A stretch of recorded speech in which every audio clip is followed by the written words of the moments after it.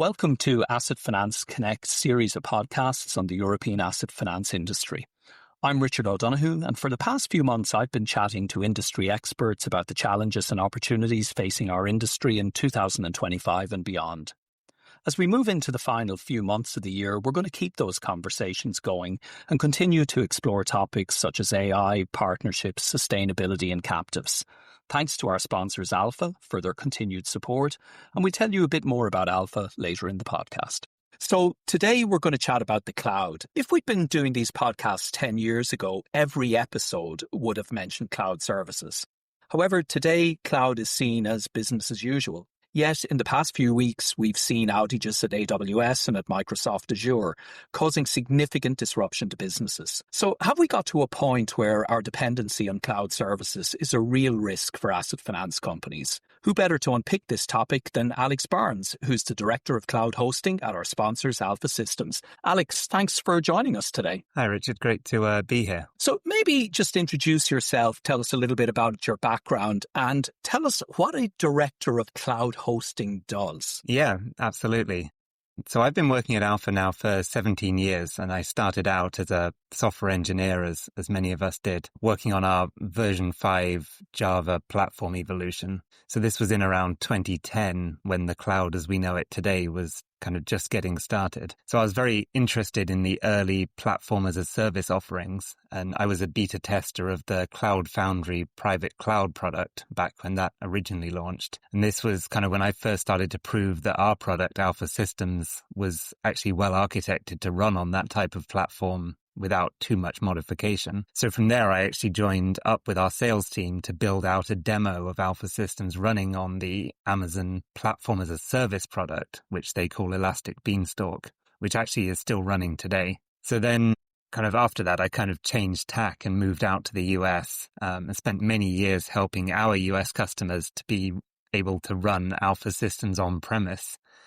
Kind of during that time, it was kind of becoming apparent to me how cloud deployments were eventually going to really change the way that organizations were deploying and running services like Alfa and, other business critical applications. So it was actually in 2017, I was kind of finally given the opportunity to lead the development of the Alfa Cloud service, which allowed me to put all of that kind of experience and kind of time working with our customers into building this new product where we were going to be running Alfa Systems in a single tenant cloud environment on behalf of our customers. So today I'm still very involved in the way that we use cloud services at Alfa. I work very closely with our company leadership team and our Amazon team to ensure that we're making the right choices about the cloud services we use and the way we use them. And to your final question, I guess, about what a director of Alfa Cloud does, I'm kind of just overall responsible for the operation and evolution of our platform around the world. So building out new features, looking at what we need to be doing to make sure it's resilient, making sure it's secure, and talking to our customers about what they need from the platform and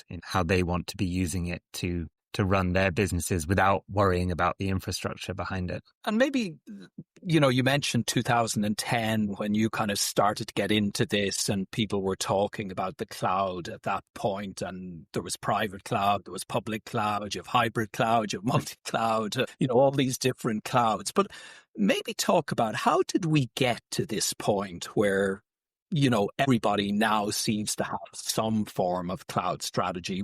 What's the history of this? When I first started work after leaving university in 2008, we were still delivering Alfa Systems on the iSeries AS400 platform. And, this offered very little in the way of automation and everything was very manual. And I'm sure we all remember it was kind of these steps had to be done by teams made up of people who were very experienced or battle-hardened to the process and had learnt about it over many years doing the same things. And yeah, it was kind of, I guess my time at Alfa has kind of mirrored that kind of move, I guess, because it was when we first started to deliver V5 as a single web archive delivered via an SFTP site that, we knew we were truly on the cutting edge delivering to commodity Linux hardware. And as we just said, EC2, which is Amazon's Elastic Compute Service, actually first launched in 2006, which is probably a lot earlier than most of us realize, but it kind of didn't really gain any traction, I think. Certainly in the industries I've worked in, until kind of, I guess it would have been 2015 probably, when some of our customers were starting to talk to us about, okay, well, we don't want to run this in our data center. We want to run this on Azure, or we want to run this on AWS. Can you help us? And, at that time, obviously, we were just using very kind of standard features of the clouds, things like compute servers and database servers and, really just taking things that we were using in data centers already and running them in the cloud instead. I think what I observed anyway is that three things kind of came along at the same time that kind of changed everything. They were the cloud, they were containerized applications using technologies like Docker, and they were infrastructure as code as a kind of movement. I think those three things kind of in tandem as a three were kind of instrumental in moving things forward. The cloud platforms transformed the long procurement cycles, meant that you didn't need to recruit and train teams and then maintain and own infrastructure over the long term. Containers allowed companies to run the same applications across all of their different environments, bringing that repeatability that was never there to begin with. And then this kind of meshed perfectly with using infrastructure as code to describe both of the above, so that you can just keep doing the same things over and over again and eliminating that kind of manual clicking to kind of set things up. It meant that you could do things a lot more quickly and eliminated the errors that came with those manual changes. And was it speed and flexibility that drove companies to the cloud? I mean, what was the Alfa experience? Were those the primary benefits? Yeah, I mean, coming from that background of helping our customers to procure that infrastructure and run our product, it's kind of very easy to see why customers have moved in the direction of cloud deployments. Primarily it just allows them to move much more quickly. Right. Whether that's using elastic capacity to experiment with infrastructure sizing, if you don't know how big your infrastructure will need to be, or whether you need to create more environments to work in parallel, or simply just, you want to do some innovation in a new area and you don't want to have to buy all the infrastructure and perpetual software licenses to do so. Being able to quickly and easily spin up and tear down that infrastructure as an operational expense, it just accelerates progress for everything that they're doing. As a classic example, time and time again, we saw missed deadlines in our projects because there just weren't enough test environments, for example, as a very simple case. Lots of teams need to do lots of testing at critical moments. And if you've got a 6-month procurement timeline, then, you're going to miss that deadline. Mm-hmm. And how do you control it? I mean, because wasn't that one of the big initial concerns with moving to the cloud? Everybody was spinning things up and doing their own projects. I mean, did you face that issue in Alfa, trying to control the spend? Yeah, I mean, that is a very big part of it. And you do have to put in place, proactive monitoring, and you have to have the right teams. And this is something we'll probably touch on again, I'm sure. But, the cloud allows you to do almost anything and do it very, very well. And the flip side of that is that you do have to have the right teams in place in order to make the best use of that. So, your technical operations teams need to be good at cloud networking and cloud security and making sure that you're using the right, security methods to prevent issues with, unauthorized access or whatever else. Mm-hmm. And then on the other side, you need some kind of cloud FinOps team, as they're quite often now known, which is the team that's actually looking at what's being spent and who's spending it and why they're spending it, and making sure that it's, as you say, you're actually budgeting correctly for what you're planning to do with the cloud. Yeah. Let's maybe pivot a little bit as well. We've talked about why people move to the cloud and why the cloud has been adopted so quickly and continues to grow. But we also hear a lot about data repatriation. So basically companies bringing things back from the public cloud and doing it either in their own data center or some other form maybe of private cloud. Does that suggest that, there's a change in approach, or that the public cloud in particular, is going to stop growing? Yes, I think that is a good question. And certainly we've been hearing about data and workload repatriation for quite a few years. So I don't necessarily think that there is a large-scale repatriation of cloud workloads going on across the board. But what I do think is happening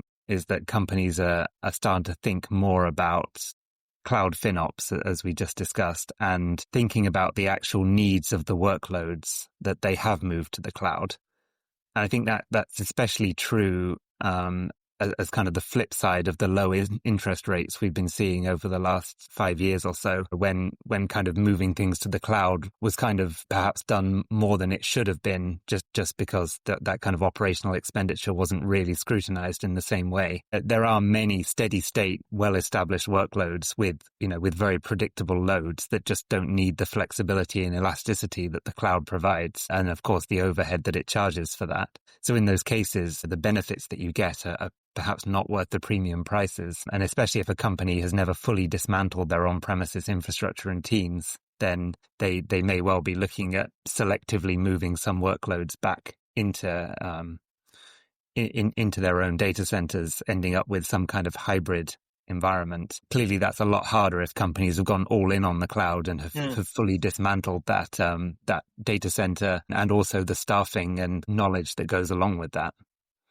I think the other thing that is discussed here as well is the big question mark around data sovereignty and kind of the dominance of a small number of hyperscalers in this market. I mean, that's each company has a different view about how big a problem that is, and whether indeed it is actually a problem for them. I think it's very likely that almost every company will land on some form of hybrid environment, spanning one or more public clouds along with their own private infrastructure, which of course comes with its own challenges. But I also don't think that in today's fast-paced business environment, these companies are going to want to give up on the incredible opportunities for innovation and experimentation that they get from using the cloud. Yeah, and it's back to your point about the speed and the ability to scale up very, very rapidly and innovate, as opposed to, having to put teams together, having to buy infrastructure, etc. And it seems sensible that you would have a balance rather than maybe be all in on one particular approach. Yeah, absolutely. And I think the other thing is that companies are starting to want to use different clouds for different capabilities, and AI has been a very big kind of part of that shift. If a company thinks that one cloud provider is offering, a much better set of services in one area, then they want to take advantage of that. I knew we couldn't get through a podcast in 2025 without mentioning AI. It just had to come up. And I'm gonna resist the temptation to follow up on it, but I'm gonna go a different area, which is security. So again, one of the things that you hear a little bit about in public cloud, rightly or wrongly, and I'd welcome your opinion, is data security. Yes, I think absolutely. And this is a topic that certainly comes up a lot. I think kind of my view on this is that obviously there is a belief that on-premises deployments are inherently more secure than those running in the cloud, perhaps partly because administrators retain more control. And I think perhaps this might have been true historically, and the cloud platforms perhaps didn't help themselves in the early days by allowing the default settings to allow more access than perhaps they should have done. But I think that's all kind of been tightened up now in all of the key areas that matter. And I think the reality of it is that public clouds allow you to be every bit as secure and perhaps even more secure than private cloud environments if you have the right teams and the right knowledge and you follow the right approaches. And private and on-premises infrastructure, because of its kind of isolated nature, it allows you to perhaps be accidentally more secure. If that makes sense. Accidentally more secure. You don't necessarily plan it, and you accidentally by just by nature of its isolation, you end up in the place that you perhaps would have wanted to, rather than designing it in from the beginning. If that makes sense. I mean, at a practical level, from an Alfa point of view, how do you view your data? Do you have a hybrid cloud strategy, or what's Alfa's business approach towards this?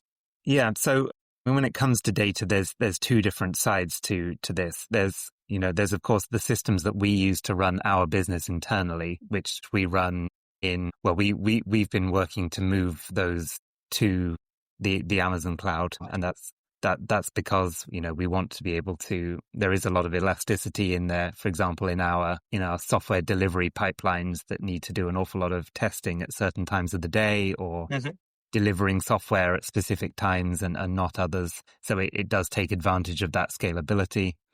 And it takes advantage of the resilience as well of the public cloud. We'll perhaps come back to that in a second. And then the other side of that is the Alfa Cloud service, where we are actually running our software on behalf of our customers in isolation. And that is all done in the Amazon cloud using a multi-cloud approach for storing backups. But we wouldn't ever want to do that on our own infrastructure, because we want to be able to onboard customers quickly, and we want to offer them the flexibility to have those environments when they want them and to tear them down when they don't want them.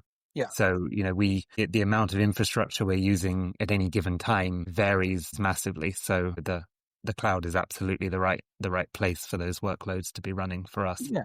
And it's back to the variability and the flexibility that you need, and that being the appropriate use case for the cloud versus trying to do it in your own data center.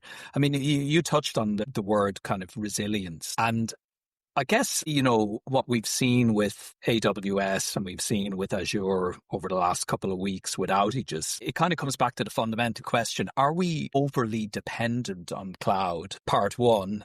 And part two is, how do we, if we are going to continue using public clouds, how do we build businesses that are resilient from situations as have arisen over the last couple of weeks? So to your first point, I think obviously these events over the last week or so have certainly brought this all into focus, and the impacts of those outages were very widespread and very well published. And obviously when these things happen, we hear very serious issues, and obviously we also get to hear about how smart beds also depend on the cloud, for example. But I think the key thing to bear in mind here is that, in my experience anyway, that private cloud infrastructure isn't usually a very good resilience play, because whilst these big public cloud outages are very, very widely reported, it's because everyone's being impacted at the same time. Whereas when you do have a private cloud and a data center deployment, there are still issues, and they do happen perhaps just as frequently, if not more frequently. They're just not publicized in the same way. Yeah. And the costs of actually getting a private cloud infrastructure to in any way approach the resilience offered by the kind of the multiple data centers and the multiple regions and the expertise provided by these cloud providers is probably immense and probably never gets there. But what that means is that we do need to be ready when there is an outage in a public cloud environment. And I think perhaps what we sometimes see is that we're not doing enough to be ready for those events when they do occur. And what can people do to protect themselves as best they can from those, say, an outage? I mean, I believe the AWS one was an outage in a data center in East Coast US. So how do you protect yourself if you're a European asset finance company from that sort of outage? Yeah. So we'll perhaps come back to how we've tackled this in Alfa Cloud in a moment. But I think, the most important thing and the thing we all need to be doing up front is kind of planning for it, right? And getting and expecting it and practicing how you will kind of plan and respond to those events when they do happen. And the other thing that we need to be doing up front is understanding the applications that we run and that we depend on in our organizations, and working out what the resilience requirements are and what the impacts are for each of those applications, and having basically mapping that onto a plan or a set of technologies that allow you to have the right level of resilience. And then in the industry, we talk about RTOs and, how long it takes you to get an application back online. And it's basically understanding that at an application level. And this leads into the kind of the things that we offer as part of our Alfa Cloud platform, which are replicating data to a second cloud region outside of your primary region, for example, and then also replicating that data to a second cloud platform, as a really belts and braces approach to making sure that that data is always going to be available no matter what. And then the third thing, and I don't think we kind of touched on this when we talked about infrastructure as code at the very start, but the idea that you can rebuild any application or in our case, our customers' complete infrastructure fully automatically in any region if we needed to. You basically combine those things to be able to say, well, if we need to evacuate this region because there's an issue, then we can do. and this is how we're going to do it, and this is how we practice it. And it's really kind of taking ownership, I guess, of that, of your applications and your requirements for them. Yeah, and I think one thing you said that sometimes maybe gets overlooked is not every application is as critical as others, and you kind of define your resilience strategy based on the criticality, and some of them you might have a very highly resilient approach, and others you might say, well, it's not the end of the world if it isn't up and running for 24 hours. I can survive without it. And I guess that's kind of your message, is you approach each application case by case. Yeah, and that's absolutely right. This is how kind of DORA and the PRA material outsourcing guidelines start to come into this as well. They're forcing companies to actually take a good look at their requirements and then talk to their third-party suppliers like the hyperscalers and like Alfa when we're providing software as a service to our customers, and asking, what is the RTO for this? How will you deal with an outage? How would you deal with at a very extreme example, how would you deal with one of the hyperscalers going out of business, for example? That's where our cross-cloud strategy comes in, all the way up to what would happen if Alfa went out of business, for example, and could no longer provide services to that customer. It's no longer enough to say, I'm sure it'll be fine. These regulations are forcing companies to say, well, what would happen? And how would we deal with that? So you mentioned a topic that I'm kind of loath to go into, but I'm going to ask you anyway, which is DORA. So just talk a little bit about that and how effective you believe it will be. So, I mean, from my perspective, I think it's already been very effective. So I just mentioned a few of the kind of scenarios that kind of get included in this kind of regulation that are part of, the things that organizations need to be looking at. And as a result of that, in the past couple of years, we've launched 2 new products in our cloud service to allow our customers to be ready for those things. One of them is what we've called Data Guardian, which is our approach to resilience. So that's replicating data to alternative regions, alternative clouds, and being ready to rebuild that infrastructure if we needed to.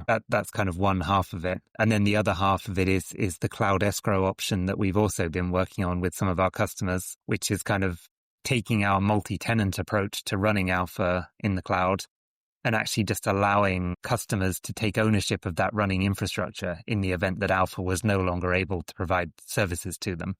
Right. So, I think it's been a very positive thing. I think for us, it's kind of led to some very fruitful conversations. And I've been talking to our account team at AWS, who have been very interested in what we've been doing in this area. It's kind of forced some conversations that perhaps might not have happened had it never come along. Yeah, and it's an interesting perspective, because there's a tendency to think of regulation as being negative for something that we have to respond to and maybe we don't really want to. Whereas you're sort of advocating that it actually forces you to think about things and think about resiliency and have conversations with providers and customers about it. And that's very, very beneficial. Yeah. I think perhaps the reason I think that is that these regulations are not very prescriptive, and that goes for the PRA guidelines as well as DORA. They don't go into any detail about how you need to be ready for something. They really just say that you have to have a plan. Yeah. Yeah. And what that leads to with us certainly is that different customers interpret that in very different ways. So some will say it's enough to have had a conversation, and some will say we need a fully automated solution to ensure that we can exit from Alfa if you went out of business without any involvement from any other third parties. And that's a very extreme range of interpretations. So final question. Alfa, obviously, you work in the asset finance industry. How mature is the industry in terms of its adoption of cloud technologies? So a lot of the projects that we work on with our customers at Alfa are kind of systems replacements projects. And I think what we're seeing is that quite often Alfa systems and the implementation of it is often replacing one of the older systems within our customers' landscapes, often a mainframe system looking to move to version 6 of our software running in the cloud, which is obviously a huge jump. But I think quite often, because it's such a critical system, it can be one of the last to move. So what we see is that often we are integrating into a landscape made up of other cloud applications that have been added by these companies over the years. So what I'm saying there is that, you know, there has been a significant adoption of these products and of the cloud by our customers. But I think often, in our industry at least, we're often talking about software as a service running on the cloud rather than necessarily the cloud itself, if that makes sense. You know, the customers that we work with often recognize that they want to be delivering direct value to their customers, and perhaps they don't get that by running software themselves in the cloud. What they get is by buying a software as a service product like Alfa, you know, like any of the other software as a service products they use, they can kind of very quickly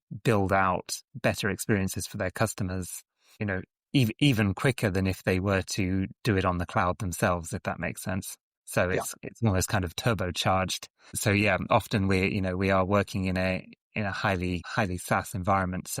So I think what we said earlier about a hybrid environment is that these companies actually have many layers to this hybrid environment. They have the data center layer, they have their own cloud layer, and then they have the software as a service layer. And they all have a strategy that kind of outlines what they want to be running, what they don't want to be running, and what they want to be in the cloud and what they don't want to be in the cloud. And I think that is the right answer, and having that strategy in place is very important. And I think that's kind of the overriding takeaway, I guess, from this conversation, is that having a strategy, planning for specific applications around resilience, etc., it's not a one-size-fits-all. There's incredible flexibility that the cloud delivers. But again, you need to know, what are you going to use it for? Does it make sense to use it for that purpose? Or, you know, should you be planning to use something else for different workloads, different applications? I think, look, it's one of those topics that we probably haven't talked about for 5 or 10 years. It's just kind of part of the furniture, as we might say. But it's been really interesting just to explore it a little bit further today. Very topical, obviously, given what's going on. And I think what you've said is reassuring as well, that you know, there's an inevitability that we're going to have outages, and it's more that we need to plan for that outcome and plan appropriately for that outcome. And I think that's probably the takeaway from our conversation today. So thank you for helping us unpick cloud technologies and what's been happening in the history of this. It's been really, really insightful. I was a bit worried at the start when you got all geeky that I was never going to follow the rest of the conversation, but thankfully you got back to plain English, and hopefully for our listeners, they'll appreciate that as well. So thanks so much for joining us today. Thanks for having me. Yeah, it's been very interesting. Thanks for listening to this podcast from Asset Finance Connect, sponsored by Alfa. We never planned to have a podcast about the cloud. However, we happened to be recording a podcast on the day of the AWS outage and were unable to upload it at the end of the session. It was a real insight into the dependencies that we all have on the public cloud, many of which are invisible to us in our day-to-day lives. Following this experience, we thought it would be worthwhile to have a discussion about the cloud, and our friends at Alfa kindly volunteered Alex. Hopefully you enjoyed the conversation and learned something from it. We'll have a few more podcasts between now and the end of the year, so look out for these. In the meantime, thanks for listening, and please continue to send your suggestions for future podcast topics.